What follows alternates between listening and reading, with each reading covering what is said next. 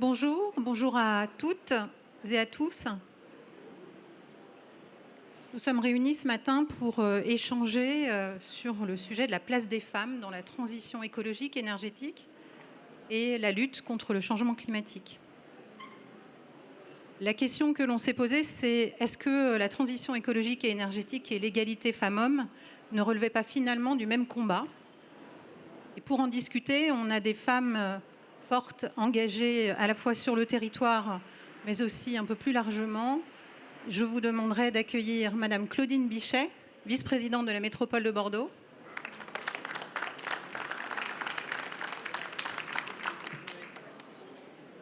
Madame Marie-Catherine Dufour, directrice technique de la filière des vins de Bordeaux. Anne-Florence Castin, responsable du département études et innovations chez Régas Bordeaux. Et Olivier Poggianti, photographe, artiste, qui est un petit peu le point de rencontre de ces femmes. Durant nos échanges, vous allez voir sur les écrans des photos qui sont donc l'œuvre d'Olivier. Il nous en parlera un peu plus tout à l'heure. Et c'était le point de rencontre en fait de chacune d'entre nous, puisque nous sommes toutes parties prenantes d'un projet qui s'appelle la mixité des métiers. Donc on en parlera plus précisément juste après.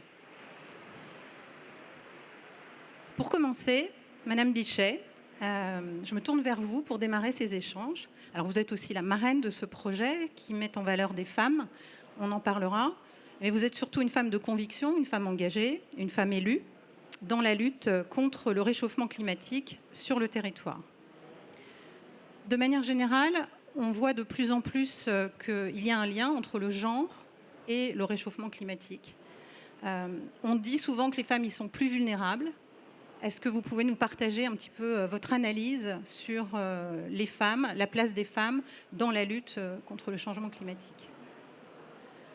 Alors, bonjour à toutes et à tous. Ravi d'être là aujourd'hui pour partager ces sujets qui sont fondamentaux aujourd'hui dans notre société. Transition écologique, égalité, c'est des sujets effectivement qui me tiennent particulièrement à cœur puisque je suis première adjointe au maire de Bordeaux et dans mes délégations, j'ai finance, défis climatiques, égalité femmes-hommes. C'est pas un hasard du tout si on a mis au plus haut niveau de la hiérarchie municipale ces trois sujets, parce qu'on pense que ces trois sujets sont des priorités et que les finances doivent être mises au service des deux autres, le climat et l'égalité, et que effectivement on ne réussira pas la transition écologique si on ne réussit pas à avoir une société plus égalitaire et réciproquement. Donc ces sujets sont intrinsèquement liés par les délégations que je porte. Je porte aussi cette symbolique qui est forte pour notre ville et forte pour les priorités qu'on a mis au devant. Donc voilà, c'est effectivement du coup une table ronde qui est particulièrement appropriée en ce qui me concerne et qui me touche particulièrement. Pour répondre à votre question sur la vulnérabilité des femmes, par rapport au changement climatique, à l'évidence, oui, les femmes sont plus vulnérables que les hommes parce que dans des situations de plus grande précarité, les femmes, c'est 70% de la population la plus pauvre du monde. Donc, on est vraiment dans un déséquilibre par rapport aux richesses qui est très important. Et du coup, de fait, ça crée des conditions de précarité, de vulnérabilité dans la vie du quotidien, dans l'exposition aux phénomènes climatiques qui est plus forte. Et pour illustrer mon propos, je vais donner deux exemples. Le tsunami de 2004 en Inde, 70% de femmes font partie des victimes de ce tsunami. Pourquoi ? Parce qu'en fait, les femmes, on ne leur a pas appris à nager, on ne leur a pas appris à comment évacuer, des consignes d'évacuation. Elles savent moins conduire des véhicules, elles n'en ont pas, tout simplement. Donc, elles n'ont pas eu les moyens de leur propre survie. Autre exemple qui est aussi très illustratif, je trouve, et qui nous concerne plus particulièrement, puisque là, on parle de la France. Canicule 2003, on a noté une surmortalité de 70% des femmes, contre seulement une surmortalité de 40% pour les hommes. Là encore, l'écart est significatif. Pourquoi ? Eh bien oui, les femmes sont en plus grande précarité. Elles sont souvent des femmes en situation monoparentale, avec à la charge beaucoup de choses, et sont plus en situation de vivre dans des logements mal isolés, ce qu'on appelle des bouilloires thermiques. On a bien sûr les femmes enceintes qui sont plus vulnérables. Donc voilà, elles cumulent là encore des facteurs de vulnérabilité qui les rendent du coup beaucoup plus exposés. Et puis après, si on rentre dans des scénarios plus noirs, et certains pays, notamment en Afrique et tout, les vivent, tout phénomène de crise, de bouleversement, vont exposer les femmes à des situations de violence physiques, sexuelles, d'abus, voire de situations de phénomènes de traite humaine et ainsi de suite. Donc, à partir du moment où il y a des déséquilibres forts dans une société, les femmes sont toujours beaucoup plus vulnérables. Et ça, c'est vraiment quelque chose auquel il faut qu'on soit particulièrement attentif. Merci. Alors, il y a cette vulnérabilité. Il y a aussi des femmes qui sont extrêmement engagées dans la lutte contre le changement climatique. On a des femmes militantes. Greta Thunberg était à Bordeaux il n'y a pas si longtemps. Mais est-ce que les femmes, elles sont aussi dans les instances de décision ? Est-ce qu'elles participent à la prise de décision ? Justement, il y a quand même un certain nombre de décisions qui sont prises au niveau international. Quelle est leur place ? Est-ce qu'elles y jouent un rôle, ou est-ce que là aussi, il y a une invisibilisation des femmes ? Malheureusement, quand on parle de changement climatique, c'est un peu comme tous les autres domaines de notre société. Le plafond de verre existe, et il existe sur tous les sujets.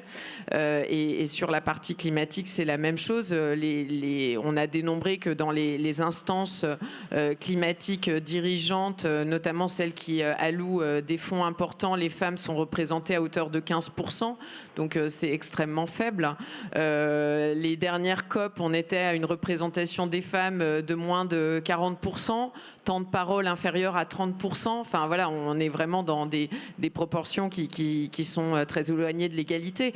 Mais après, c'est aujourd'hui nos instances dirigeantes, que ce soit dans les entreprises, celle dans laquelle vous exercez en est malheureusement une illustration, ou dans la classe politique. En politique, même si on oblige à des listes paritaires aujourd'hui, seulement 11% des présidents d'intercommunalités sont des femmes, 11%, moins de 20% des maires de France sont des femmes. Donc on voit bien qu'on est encore, à partir du moment où on arrive à des rôles de décisionnaires et de pouvoir, on a une perte importante, et les femmes sont sous-représentées. Et en matière climatique, c'est dommage. C'est très dommage. Pourquoi ? Parce que y a pas mal d'études maintenant qui tendent à montrer que l'impact des femmes sur tout ce qui touche au sujet climatique serait d'autant plus forte si elles étaient beaucoup mieux représentées. Et il y a une étude qui a été publiée en 2019 dans la revue Nature Climate Change, qui indiquait que s'il y avait au moins 50% de femmes dans les groupes décisionnaires, la préservation de l'environnement serait plus efficace. Et ça, c'est basé sur des constats qui sont en fait juste le constat de ce qui se passe dans notre société, dans notre culture. Les femmes ont été enfermées depuis des siècles, des millénaires, dans des rôles beaucoup plus du quotidien, du care, du social, du lien, et du coup vont avoir une attention beaucoup plus accrue sur des signaux faibles, sur des signaux qui montrent que tous les changements liés au réchauffement climatique vont impacter nos structures sociales, vont impacter le quotidien dans lequel nous vivons. Et du coup, elles se sentent beaucoup plus investies de cette nécessité d'agir et vont avoir envie beaucoup plus fortement de s'impliquer. Et c'est ce qu'on constate dans tous les événements sur le climat, sur le changement de société et tout. À chaque fois, ce sont beaucoup plus de femmes qui s'investissent de ces sujets et qui cherchent à faire avancer les choses. Et puis, si on veut aller un peu plus loin dans ce... Pardon, j'ai fait quelque chose qu'il ne faut pas faire. Éteindre son téléphone. Tout ça, c'est pour moi, en fait, la matérialisation d'une structure de notre société qui est très forte et qui empêche aujourd'hui, qui résiste très fortement aujourd'hui. Il y a des liens qui ont été établis entre misogynie et climato-scepticisme. Parce que derrière, ce sont finalement les mêmes conceptions de la société qui sont en jeu. Que quand on lutte contre l'idée du changement climatique, on s'accroche à une société où finalement une minorité de gens croient avoir le droit de s'accaparer l'ensemble des ressources naturelles et du vivant pour accroître leur propre richesse et pour accroître leur propre pouvoir. On est clairement dans une société de domination et d'exploitation. Le patriarcat, qui est clairement un des leviers de ce modèle de société, c'est exactement la même chose. On est dans un modèle de domination et d'exploitation. Donc ce sont les mêmes vecteurs, les mêmes schémas. Et oui, ces schémas-là résistent fortement parce qu'ils voient bien que là, ce qui est en train de se passer, si on veut pouvoir à la fois lutter efficacement contre le changement climatique, il va falloir casser ces modèles. Et derrière ça, bien sûr, pour tous ces modèles de pouvoir, il y a beaucoup à perdre et du coup, beaucoup d'enjeux. Après, une fois que j'ai dit ça, je pense que c'est important de rappeler qu'il faut éviter de trop opposer dans ces questions-là. La transition climatique comme l'égalité, c'est une affaire de femmes et d'hommes.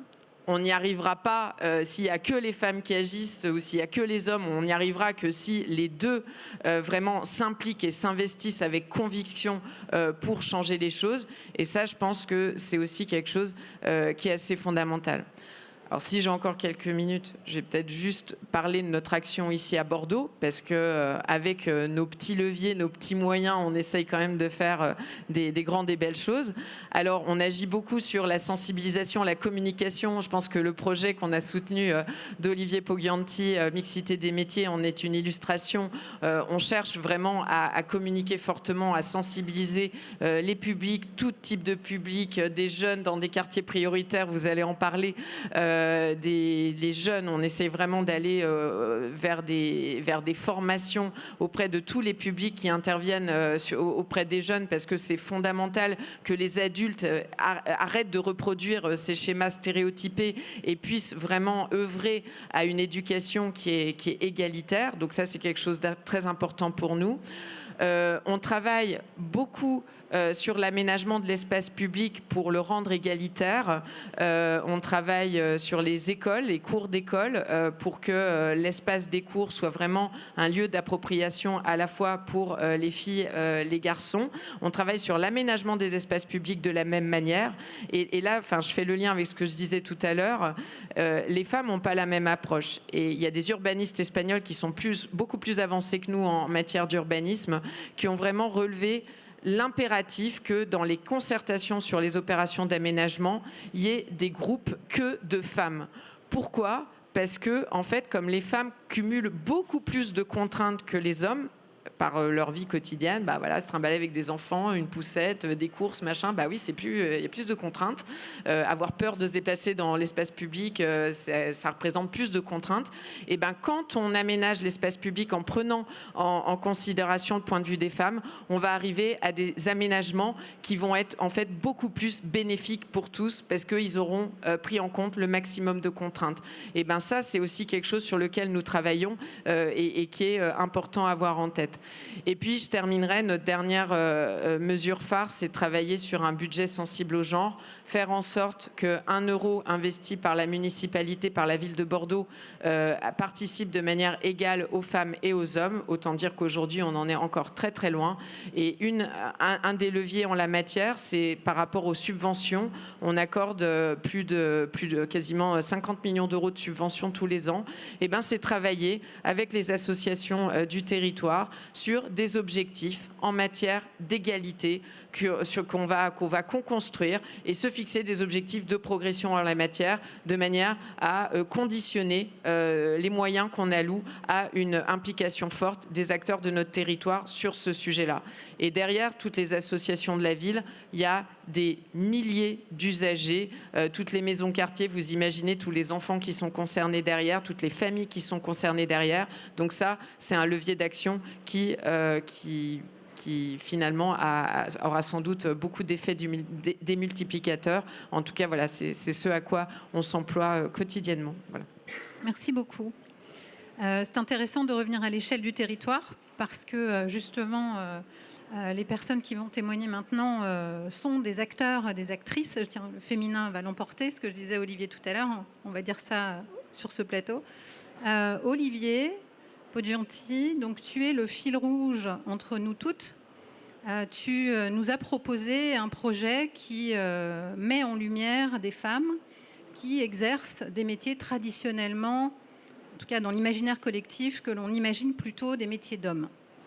Et les sujets que vous venez d'aborder, Madame Bichet, nous disent aussi qu'il faut peut-être montrer, il faut peut-être faire des démonstrations aujourd'hui pour créer des modèles, inspirer des femmes qui, ne se voyant pas par effet miroir, que ce soit dans des instances de décision internationales, en politique ou dans des métiers techniques, n'arrivent pas à se projeter dans ces modèles. Olivier, est-ce que tu peux nous raconter comment est né ce projet ? Et voilà. Mais avec plaisir, et si on a 2 heures devant nous, on va pouvoir rentrer dans les détails. Non, mais quelques minutes. Bonjour à toutes et à tous, je suis très heureux d'être là aujourd'hui à plusieurs titres, parce que tout d'abord, c'est la première fois qu'on peut réunir sur le même plateau les 3 personnes, les 3 femmes qui sont les chevilles vraiment ouvrières de ce projet. C'est pas un travail de commande, mais néanmoins, on a besoin de partenaires. Et moi, j'ai proposé ce travail de création photographique sur la place des femmes dans les métiers ou les secteurs d'activité traditionnellement masculins. Et ça a trouvé écho, notamment dans la filière des vins de Bordeaux avec Marie-Catherine Dufour qui prendra la parole juste après, Magali Poinçu pour Régaz Bordeaux, et évidemment Claudine Bichet, première adjointe au maire de Bordeaux, qui vient de prendre la parole. C'est un travail, alors on m'a souvent posé la question, pourquoi un homme s'intéresserait à cette question-là ? La réponse est évidemment pourquoi pas, et surtout de quelle façon le genre peut rentrer dans ces considérations. Il n'y en a aucune. Néanmoins, moi j'ai eu la chance d'avoir été élevé par des parents qui m'ont inculqué des valeurs fortes et importantes, à une époque où c'était pas du tout à la mode, on va dire, bien au contraire. Mais voilà une petite dédicace à ma mère qui était une grande fan de Gisèle Halimi. Et en cette journée du 8 mars, malheureusement on en parle beaucoup le 8 mars et très peu le reste de l'année. Mais voilà, dans les années 50, au premier emploi de ma mère, Denise Gauthier, qui deviendra plus tard Denise Poggianti, lorsque son patron, elle était secrétaire, lui a demandé « Mademoiselle Gauthier, est-ce que vous pourriez m'amener un café, s'il vous plaît ?» En 1958, ma mère a dit « Non, monsieur, je suis secrétaire, je ne fais pas le café. » Et moi-même, j'étais très surpris. Je suis un artiste, musicien, photographe. Je connais très peu le monde de l'entreprise. Mais néanmoins, j'étais très surpris de voir qu'en 2021-2022, encore aujourd'hui, il y a de très nombreuses secrétaires et même assistantes de direction qui, d'un claquement de doigts, accueillent les invités avec un café. Et les choses doivent changer et peuvent changer, et notamment par ce biais-là. Et si ma mère l'a fait en 1958, vous pouvez toutes le faire aujourd'hui. Donc, en tout cas, ce travail-là, c'est avant tout un travail de création photographique. Au départ, moi je m'inscris dans un projet de création qui touche à donner à voir, on parle des représentativités, donner à voir le monde du travail. Moi-même qui n'ai jamais eu de travail classique, on va dire, mais néanmoins avec une éducation qui portait à croire que c'était important d'avoir, à défaut d'une fiche de paye, en tout cas un bulletin d'imposition pour prouver qu'on était musicien ou photographe. Mon père me disait « tu seras musicien quand tu paieras des impôts en tant que musicien ». Et on se déclare pas artiste, on l'est par ce qu'on fait et par ce qu'on produit, et surtout par ce qu'on échange. Et les projets qu'on porte au sein de l'association Ballast, ce sont des projets artistiques de territoire qui rentrent en résonance avec des thématiques importantes de politique publique. Et c'est tout naturellement que la mairie de Bordeaux nous a ouvert ses portes. Et pour nous, c'est essentiel d'avoir des partenaires dans ce sens-là. Au départ, la question, c'était vraiment la place des femmes dans les métiers et les secteurs d'activité traditionnellement masculins. On revient encore sur cette question de visibilité. On dit souvent que ce qu'on ne nomme pas, on ne peut pas le concevoir dans la pensée. Ce qu'on ne voit pas, évidemment, c'est exactement la même chose.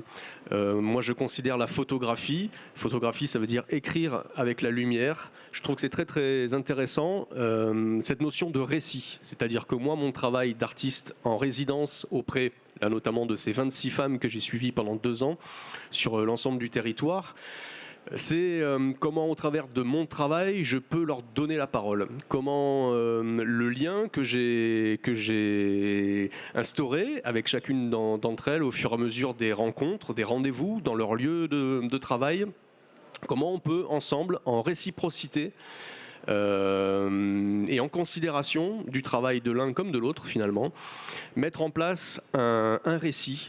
Parce que finalement, documenter les métiers, c'est quelque chose qui touche vraiment à l'intime. Finalement, on se rend compte que on croit que l'intime, c'est le foyer, c'est la maison, c'est finalement chez nous, on reçoit des amis, la famille, des copains qui peuvent mettre leur manteau dans la chambre, etc. C'est quelque chose de finalement assez ouvert, alors que le métier, l'environnement, l'atelier, l'endroit où on travaille, le bureau, je pense que ta fille l'avait pas vu. Elle l'a vu au travers de mes photos, en fait, du travail qu'on a fait ensemble. Et c'est très touchant de voir finalement pendant les vernissages ou les expositions comment les enfants, la famille, les grands-parents découvrent au travers de ce travail photographique l'intimité et de la vie au travail, et sur lequel on passe quand même 7 heures par jour. Donc c'est quand même important de montrer aussi l'envers du décor. On a tout de suite trouvé un partenaire vraiment engagé avec la filière des vins de Bordeaux. Et je souligne aussi encore une fois, quand je parle de résonance, c'est pas pour rien que Marie-Catherine Dufour a trouvé pertinent ce travail, parce que on est sur un territoire, évidemment, on ne peut pas nier la forte représentativité des métiers du secteur vitivinicole. Mais quand on a dit ça, on n'a rien dit. Sur l'ensemble du vignoble bordelais, il y a des hommes et des femmes. Et il y a beaucoup de femmes, et de plus en plus de femmes.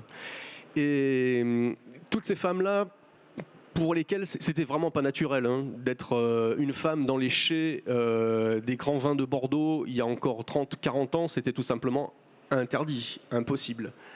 Parce que les femmes, notamment au moment des règles, allaient faire tourner le vin. Elles me l'ont toutes raconté.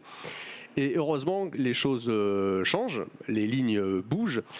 Et toutes ces femmes qu'on retrouve, directrices techniques, œnologues, certaines tractoristes, directrices d'exploitation, ou dans l'affiliation, il y a le salon des vignerons indépendants juste à côté. On a la famille Dufour qui expose, et je vous invite toutes et tous à aller les rejoindre après et déguster leurs vins, qui sont des vins familiaux.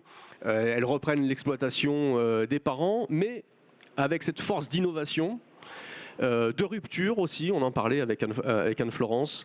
Ces notions-là sont super importantes, et notamment, vous le disiez Claudine, pour ces femmes qui ont dû, pour certaines, jouer des coudes pour se faire une place. Il y a un travail de résistance aussi. Il faut lutter contre certains freins. Et elles ont dû trouver une innovation, des astuces, une manière de faire. Et finalement, le progrès va dans tous les sens. Et s'il y a une mixité des genres, ça bénéficie à l'ensemble de l'écosystème. Merci Olivier. Les secteurs qui sont représentés ici, dans lesquels tu es intervenu, on le disait tout à l'heure, sont des secteurs qui sont en profonde mutation. On traverse tous et de plein fouet cette transition écologique, énergétique, et l'on s'y adapte. Et chaque jour, il y a des femmes qui sont aux avant-postes pour y travailler. Anne-Florence, tu es une des figures pour Egaz de ces portraits. Qu'est-ce que tu peux nous dire aujourd'hui à la fois de cette mutation et finalement du rôle des femmes, peut-être un peu de ton rôle aussi, on y viendra peut-être un peu plus tard, mais voilà, qu'est-ce que tu peux nous en dire? Oui, bonjour. Donc moi, je travaille dans le monde de l'énergie depuis plus de 20 ans aujourd'hui et je m'occupe chez Egaz de l'innovation. Il faut voir que finalement, le monde de l'énergie, il est central par rapport à ces enjeux de transition énergétique car il va piloter finalement tous les modes de réduction d'énergie et les modes d'émission de gaz à effet de serre. Donc aujourd'hui, le rôle de nos industries, même variées, c'est d'accélérer la transition et de rajouter un maximum de renouvelables dans nos énergies. Donc c'est l'énergie renouvelable électrique, la chaleur, le froid et le biométhane également. Et donc, qu'est-ce qu'on peut, dans ce constat, qu'est-ce qu'on voit? C'est que finalement, en accélérant, c'est pour faire une transition. Et cette transition, je reprends les termes que disait Claudine Bichet tout à l'heure, c'est qu'on a besoin de mixité et de diversité pour favoriser les points de vue. Aujourd'hui, en entreprise, il est acté que quand on met de la diversité dans des équipes, on va favoriser l'innovation, on va favoriser la confiance et puis on va finalement accélérer, multiplier les points de vue. En gros, pour donner les choses très rapidement, on s'aperçoit que si on a un type de profil qui ne varie pas trop, on va aller voir les mêmes problèmes. Alors que si on diversifie et qu'on rajoute de la féminisation, entre autres, et c'est de ça qu'on parle aujourd'hui, c'est que finalement les problèmes pour l'un ne seront pas les problèmes pour l'autre et qu'on en fait une force et on va résoudre des problèmes beaucoup plus facilement. Donc en fait, tout ça, cette mixité, c'est un levier pour les entreprises aujourd'hui du monde entier pour accélérer la transition énergétique. Merci. Marie-Catherine Dufour, vous êtes directrice technique donc, de la filière des vins de Bordeaux. Un nom qui, là aussi, dans le monde entier, a une représentation qui est très très forte. Un monde qui est aussi traversé en ce moment par beaucoup de péripéties, qui affronte aussi le changement climatique. Qu'est-ce que vous pouvez nous dire? Je sais que vous travaillez beaucoup au sujet de développement durable, justement, pour transformer cette filière. Oui, effectivement. Donc, mon président d'interprofession dit souvent à Bordeaux, on n'est plus climato-sceptique depuis très très longtemps parce qu'en fait, le changement climatique, on le perçoit au quotidien. Donc, c'est devenu finalement une question de survie de pouvoir à la fois s'adapter, mais aussi atténuer l'impact de ce changement climatique. Pour cela, on a mis en place une stratégie qu'on a démarré en 2007. Aujourd'hui, on a des objectifs ambitieux de réduction de nos émissions de gaz à effet de serre de 54% en 2030 par rapport à 2007 et de 75% en 2050 par rapport à 2007. C'est important d'avoir des objectifs court terme et long terme. Long terme parce qu'il faut quand même de la lumière au bout du tunnel, mais court terme, ça permet d'agir concrètement. Et puis, en parallèle de ça, une augmentation de 150% de la séquestration. Nous, en agriculture, on a cette chance, on peut séquestrer le carbone. Et si nous, on ne le fait pas, personne ne le fera. Donc, voilà. Et, sauf qu'aujourd'hui, on fait déjà beaucoup, mais quand on calcule, alors les calculs ne sont pas faciles à faire, mais on évalue qu'il faut encore qu'on augmente de 150% notre séquestration. Ça veut dire plus d'herbes dans la vigne, ça veut dire plus d'arbres, ça veut dire plus de haies, ça veut dire plus de matière organique, etc., etc. Je disais tout à l'heure que ça impacte au quotidien. À Bordeaux, l'augmentation de la température, elle est plus importante que ce que les scientifiques nous annoncent à l'échelle globale mondiale. Sur 10 ans, on a augmenté de 0,39 degrés la température moyenne. Ça n'a pas l'air énorme comme ça, mais c'est juste en fait colossal.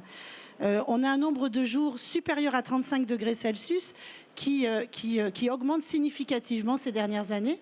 35 degrés Celsius, c'est la température à laquelle la vigne commence à réellement souffrir. Et c'est aussi une température à laquelle les humains souffrent sérieusement quand même. Et puis, on est passé, entre 1950 et aujourd'hui, à un climat frais tempéré, à un climat tempéré chaud. Alors ça impacte beaucoup sur notre activité. D'abord parce que travailler sous un climat plus chaud avec des pics de température supérieurs à 35 degrés, ça oblige à travailler en horaire décalé. Et ça, tous les scientifiques et tous les sociologues qui s'intéressent au changement climatique le disent. Notre vie professionnelle est amenée à travailler de plus en plus en horaire décalé, ce qui socialement est quand même pas un progrès, hein, faut quand même être honnête. Alors, au moment de la récolte, pour conserver les arômes du vin, à travailler la nuit, pour avoir une vendange fraîche qui arrive au chai. Alors pour revenir à notre deuxième sujet, qui est la question des femmes, finalement le travail de nuit, on sait que ça impacte encore plus les femmes. Et notamment sur ces travails-là, qui sont un travail par des gens qui sont peu diplômés. Ça veut dire que les femmes dans la vigne, si elles sont en horaire décalé, qu'elles démarrent à 6 heures du matin, ou si elles sont en travail de nuit, il faut qu'il y ait quelqu'un qui garde les enfants à la maison. Et donc, il faut que le conjoint soit aussi moderne qu'Olivier pour garder les enfants pendant que madame travaille. Quand il y a un conjoint, on est d'accord. C'est aussi des métiers où il y a de la précarité sociale, hein, donc ça joue effectivement. Ça joue aussi sur la pression parasitaire. La vigne est malheureusement une plante qui est fragile. Et qui qui est sensible à beaucoup de maladies. Et ces changements de climat modifient cette pression parasitaire et pas toujours en bien. Ça veut dire qu'il faut faire plus de prophylaxie. Ça veut dire qu'il faut plus de monde dans la vigne. Et donc, il y a la question de l'attractivité. Aujourd'hui, on a un manque d'attractivité. Et pour ça, il faut sans doute manager différemment. Il faut attirer les talents. Donc manager différemment, moi je suis assez convaincue qu'il y a une vraie place des femmes pour manager différemment, pas à la place des hommes, mais finalement, c'est ce qu'on disait, enfin c'est ce que vous disiez, hein, en complémentarité avec des hommes. Mais les femmes qui aujourd'hui managent peu dans la filière viticole, elles peuvent amener ce plus qui peut, j'en suis convaincue, permettre plus d'attractivité. Et puis attirer les talents, c'est aussi attirer des femmes. On a quelques photos d'une jeune tractoriste. Aujourd'hui, on a beaucoup de femmes qui s'interdisent d'être tractoristes parce que leurs maris le sont et qu'elles ne veulent pas empiéter sur la vie professionnelle de leur mari, parce qu'elles ont peur de conduire des gros tracteurs. Et il y a aussi cette question du frein que la société entraîne, mais aussi le frein que les femmes se mettent elles-mêmes. Qu'il faut arriver à faire tomber ces barrières. Et je suis convaincue que des photos comme la jeune Marie qui est tractoriste et qui, je trouve ces photos magnifiques, elles peuvent permettre de débloquer certains blocages. Merci beaucoup. Alors justement, dans nos secteurs d'activité, quels sont les moyens que vous avez pu l'une et l'autre expérimenter ou initier pour faire bouger un petit peu les lignes ou les choses, favoriser la diversité et la féminisation des effectifs ? Oui, donc en fait, je l'ai évoqué tout à l'heure, la mixité, elle est essentielle aujourd'hui pour la mutation de nos entreprises. Et par contre, on a mis en place des chiffres, mais ce qu'on voit, c'est que les chiffres finalement ne sont pas suffisants. On arrive finalement à atteindre cette vraie diversité et mixité dans nos entreprises à partir du moment où on arrive au changement des mentalités. Et là, alors on revient sur les questions d'embauche. En fait, il faut lutter à cette tendance naturelle à avoir envie à embaucher quelqu'un qui nous ressemble, parce que alors on ne fait que recopier finalement des profils et on ne va pas aller chercher la diversification derrière. Tout ça, c'est difficile à mettre en place parce qu'on a derrière un manque aussi de profil féminin. Alors, c'est valable dans la vigne, c'est valable dans le monde de l'énergie. Et donc, de manière générale, pour tout ce qui est filière scientifique et technique, on a un manque de femmes. Nous, dans les industries électriques et gazières, c'est moins de 30% de femmes. Mais dans les écoles, c'est aussi des écoles d'ingénieurs, c'est filières techniques qui pêchent de modèles féminins. Donc, ce qu'il y a, c'est que derrière les entreprises comme Régaz, elles ont mis des plans d'action justement pour aller mettre des femmes dans des métiers, comme vous voyez sur les photos ici, qui viennent faire des métiers techniques. Et la problématique, c'est de trouver les candidates. Donc là-dedans, qu'est-ce qu'on va chercher à faire ? Alors, on va jouer sur l'image et finalement, pour parler, la photo d'Olivier, elle est très importante à mon sens. Moi, j'ai vraiment adhéré à son projet parce qu'en montrant des images, ça donne plus concret la représentativité de la femme dans son milieu qui peut-être chez une jeune fille ne s'imagine pas pouvoir exercer un métier comme cela. Et donc derrière, voilà, ça permet aussi de montrer des postes jusqu'à des postes finalement de responsabilité, parce qu'on en parlait tout à l'heure, hein, il faut féminiser à tous les niveaux et apporter une image d'une femme avec un leadership, une force de caractère. C'est vraiment mettre en avant et créer ce modèle féminin. Donc chez Régaz, c'est vraiment intégrer un maximum et motiver. Donc moi, je suis extrêmement heureuse d'avoir participé à ce projet-là, parce que derrière, je suis convaincue que la diffusion des photos dans les écoles, qui va être mis en place et qui est déjà en cours, hein, alors dans les écoles et même dès le plus jeune âge, pourra montrer à des jeunes filles qu'elles ne doivent pas hésiter à se lancer dans des carrières, même si la société aujourd'hui pourrait leur donner des contre-signaux. Non, au contraire, j'encourage vraiment toutes les femmes à aller se diversifier dans sa carrière qui lui porte à cœur. Merci. Marie-Catherine Dufour. Alors, dans la filière viticole, finalement, il y a beaucoup de femmes. Donc nous, ce n'est pas un problème de mixité de façon globale, c'est plutôt un problème de mixité sur des postes clés. J'ai un peu regardé là en préparation de l'intervention. On a un recensement agricole qui a été fait en 2020. Alors sur la population agricole, mais finalement c'est très transposable à la population viticole. On a 26% des exploitantes au milieu dans la population d'exploitants, alors qu'elles représentent 49% de la population active. Et en plus, ce chiffre, il est plutôt majoré, parce que certaines exploitantes sont plutôt des femmes d'exploitants qui sont parties à la retraite, et donc elles prennent un peu artificiellement ce rôle pendant quelques années, mais monsieur n'est jamais très loin. Donc, considérez que ce 26% est très majoré. Néanmoins, ce qu'on voit, c'est que ces exploitantes, leur profil, c'est qu'elles sont plus jeunes, elles sont installées depuis moins longtemps, elles sont plus diplômées, elles exploitent des plus petites exploitations et elles sont plus en bio. J'ai trouvé ça intéressant parce que finalement, par rapport à notre sujet du climat, mais si on prend le sujet de manière un peu plus globale de l'écologie, ça montre finalement peut-être une autre voie que la femme peut apporter dans l'agriculture. Et pas qu'en France, hein, parce que finalement, la mère nourricière, c'est pas pour rien. Et je suis convaincue que demain, les femmes auront un rôle très important en agriculture sur des modèles agricoles différents de ceux qui aujourd'hui existent et qui sont historiques des années 60, en fait. Elles sont quasi inexistantes dans les représentations professionnelles. Alors, un peu moins qu'avant, mais quand même encore sont terriblement peu présentes, et ça participe à leur invisibilité. Moi, je suis pas... Moi, je suis une salariée, donc, mais je suis en contact régulier avec des dirigeantes, et j'ai souvent eu cette discussion avec elles en disant on a besoin de vous dans les instances dirigeantes, allez-y, donnez de votre temps. Finalement, ce qu'elles me répondent, c'est que elles sont dans un milieu patriarcal dans lequel elles ne se reconnaissent pas et dans lequel elles ont l'impression de perdre leur temps, avec des méthodes de travail et des méthodes politiques qui ne leur correspondent pas et qu'elles n'arrivent pas à basculer parce qu'elles sont trop en minorité. Et donc elles s'épuisent et donc elles s'en vont. Et finalement, on n'avance pas. Alors, moi, je représente une filière, donc je représente 6000 entreprises. Donc, je n'ai pas une politique RH propre à la filière de Bordeaux.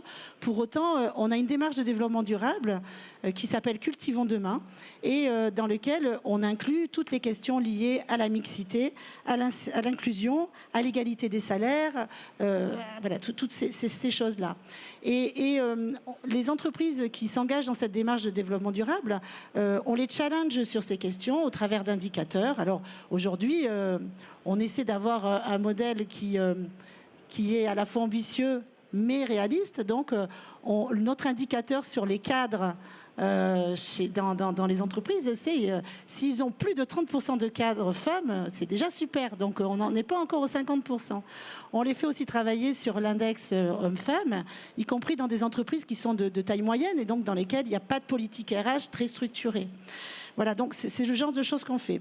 Je suis complètement d'accord sur le travail d'Olivier et l'importance d'aller recruter dès les collèges, dès les lycées. Il y a cette image qu'on se fait des métiers qu'il faut changer. Et juste pour ajouter quelque chose, moi, ce qui m'a beaucoup plu dans ce travail-là, c'est que dès le départ, Olivier il leur a dit « vous serez comme d'habitude ». Donc ces femmes, elles ne sont pas plus maquillées que d'habitude. Il n'y a pas de filtre Instagram sur les photos. Les photos sont très belles, mais c'est juste parce qu'elles sont vues au travers de l'œil d'un artiste. Mais il n'y a pas de filtre. Et elles sont très naturelles et elles sont des fois, on voit qu'elles sont fatiguées, on voit que... Et ça, c'est très important. Ouais. C'est très important. Merci. On va continuer nos échanges, mais Madame Bichet doit partir un petit peu avant. Et avant de conclure, on a besoin de modèles, on l'a vu, on a besoin de représentation des femmes, en politique aussi, et de manière générale, vous en êtes une aujourd'hui, une de ces représentations, un de ces modèles. Est-ce que vous pourriez nous partager un petit peu votre parcours? Je sais qu'il va des entreprises aujourd'hui à l'intérêt général, et en témoigner pour, voilà, et notamment dans cette lutte qui est la vôtre pour l'écologie et contre le changement climatique. Et pour l'égalité. Pour l'égalité, vous avez... Oui, alors bon, j'ai un parcours, effectivement, je ne pense pas que j'étais prédestinée à la politique, en tout cas, je ne m'étais jamais vraiment projetée sur cette voie. J'ai effectivement un parcours en entreprise pendant plus de 15 ans. Qu'est-ce qui m'a fait changer mes convictions, clairement, le fait que je peinais, même si intellectuellement je me suis plutôt épanouie dans ce que je faisais, je peinais à trouver du sens dans tout ce que je faisais. À la fin du jour, je travaillais, surtout que j'étais directrice financière, à enrichir des actionnaires. Le seul objectif finalement de la journée, c'était quand même plus ou moins celui-là. Et c'est un peu réducteur, extrêmement réducteur même. Et donc, j'ai vraiment fait ce choix de bifurquer totalement en me disant que je sentais clairement porter en moi des choses beaucoup plus profondes. Et j'avais vraiment un désir profond de m'impliquer pour l'intérêt général, pour une cause collective. Quel changement climatique, quelle égalité entre les femmes et les hommes. Et la politique a été un point voilà, sur lequel j'ai été élue, j'ai fait partie de cette équipe municipale. Et très clairement, ce que je peux dire en témoignage, c'est que je pense qu'on est fondamentalement toujours meilleur quand on croit ce à quoi, ce qu'on fait, ce qu'on porte quotidiennement. Aujourd'hui, je sais pourquoi je me lève le matin, je sais pourquoi je fais chaque chose qui rythme ma journée, et ça change tout pour moi. Et je pense avoir aujourd'hui beaucoup plus d'impact parce que je pense que je suis beaucoup plus à ma place aujourd'hui que je ne l'étais avant, et j'espère de fait avoir un impact d'autant plus fort. Donc ça, c'est vraiment, enfin mon message, c'est ça. C'est, je pense qu'il faut parfois prendre le risque du pas de côté pour pouvoir se réaliser pleinement. Et quand on se réalise pleinement, c'est là où on agit avec beaucoup plus d'efficacité sur le monde qui nous entoure. Après, par rapport au fait d'être une femme en politique, j'ai parfaitement conscience aujourd'hui qu'on a encore beaucoup de choses à faire. Moi-même, j'ai conscience quotidiennement des barrières que je me mets moi-même, où je me bride, je m'empêche, je me dis je vais pas être à la hauteur et tout, mais c'est, enfin voilà, je suis juste un pur produit de la société dans laquelle j'ai grandi. C'est logique, et ça, on doit combattre. Donc déjà nous-mêmes, vis-à-vis de nous-mêmes, et puis globalement, effectivement, imposer des modèles, des modèles dans lesquels certaines femmes vont pouvoir s'identifier. Même chose pour les jeunes, même combat. La politique vraiment a pas assez de jeunes. On a vraiment une surreprésentation des catégories plus âgées de la société. C'est pas du tout le reflet de la société. Et ça aussi, c'est quelque chose de fondamental. C'est travailler à des représentations, des modèles. Et moi, ce que j'encourage, c'est les femmes, les jeunes, allez-y, engagez-vous. C'est pas forcément la politique la seule voie pour faire bouger les choses. Il y a plein d'autres voies. Il y a le monde associatif. Il y a plein de manières d'agir. Mais en tout cas, je pense que c'est vraiment un levier d'épanouissement. Et je ne peux qu'encourager tous ceux qui ont ce désir au fond d'eux d'essayer, au moins. Merci beaucoup. On va vous libérer pour la prochaine table ronde. Merci beaucoup Merci de m'avoir invité.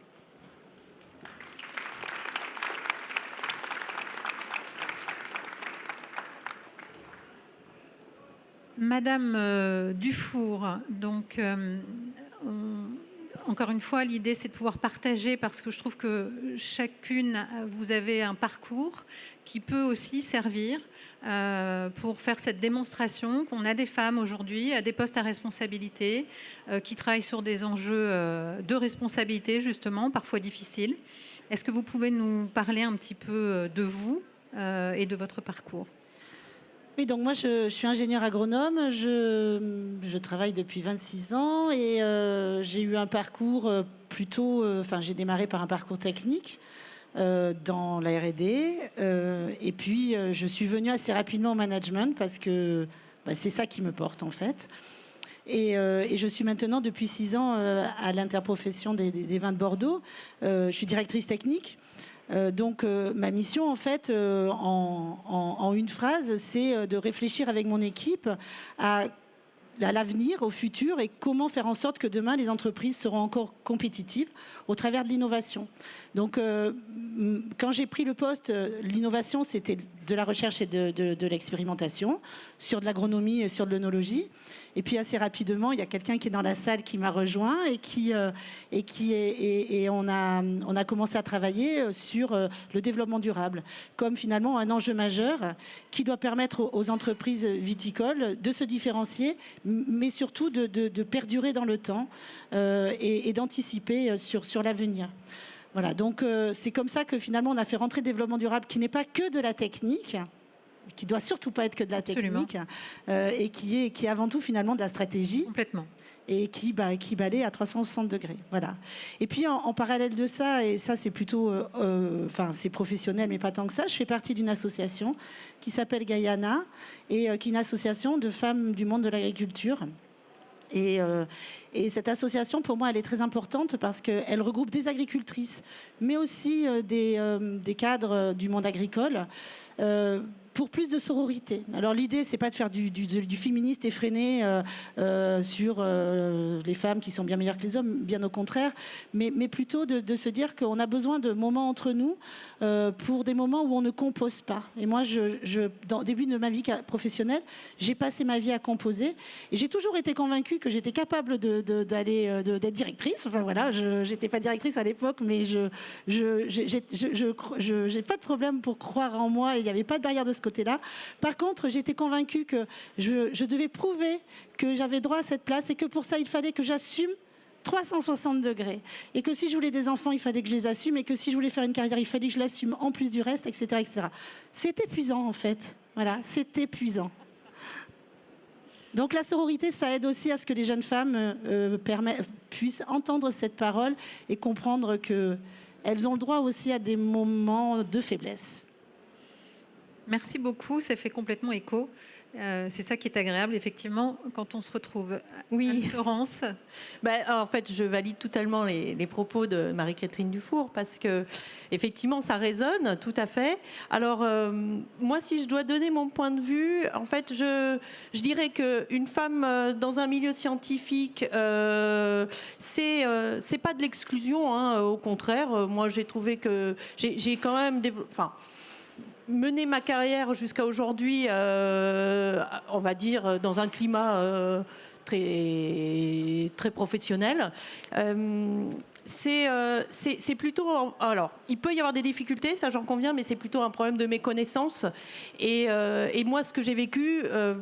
même dans mes débuts de carrière, dans le monde de l'énergie, c'est l'étonnement des collègues quand ils voient arriver une femme, parfois jeune. Alors on vous prend pour une stagiaire et puis après on comprend que vous avez quelque chose dans la tête. Donc quelque part, il faut faire ses preuves. Mais tout ça, moi, je l'ai vécu avec ma conviction de savoir qu'est-ce que je voulais faire et où je voulais aller. Et donc, du coup, c'est vraiment, si je dois donner des conseils, c'est vraiment, mettez-vous une ligne directrice pour savoir, parce qu'en fait, rien n'est impossible. Hein, et puis, une petite chose dans la tête me disait, si les hommes y arrivent, pourquoi pas moi, hein. Finalement, c'est assez simple comme ça. Donc, pour résumer, je me suis lancée dans cette carrière parce que c'était mes compétences qui m'ont poussée à ça.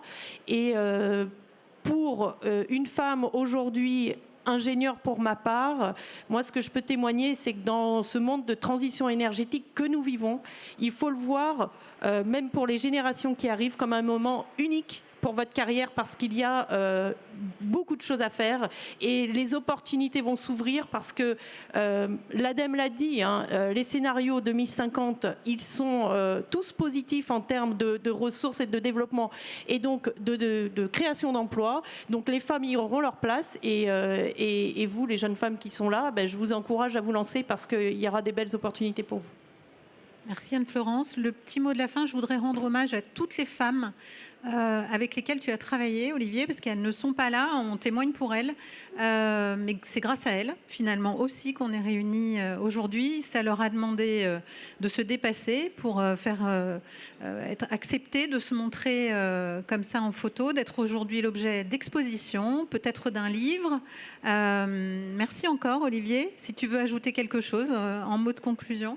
Non, en quelques mots, c'est encore une fois très important que l'art et la culture puissent avoir représenter un levier, avoir aussi là un impact positif. Et chacun doit prendre sa place et jouer ce rôle là aussi en tant que photographe où on peut se poser la question, on peut aussi avoir des freins personnels et se dire que c'est pas forcément notre place et je pense que c'est la place de tout le monde et c'est une manière de s'engager aussi, quoi. Merci beaucoup à toutes et à tous. Merci. Merci à tous.